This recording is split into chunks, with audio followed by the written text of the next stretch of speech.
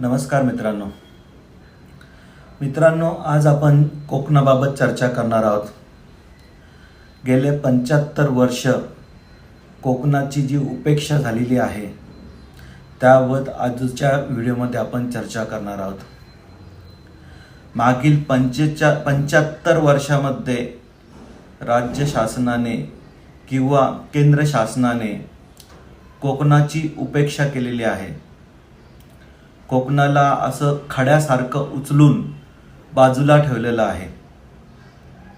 केंद्र शासन आणि राज्य शासन अशा अप्रतिम अशा सुंदर कोकणामध्ये, ज्याला नैसर्गिक संपदा मिळालेली आहे, अशा कोकणामध्ये विनाशकारी असे प्रोजेक्ट आणून कोकणाचा विनाश करण्याचं त्यांनी जे हातात घेतलेला आहे प्रकल्प, त्याच्याने कोकणाचा विनाश होणार आहे।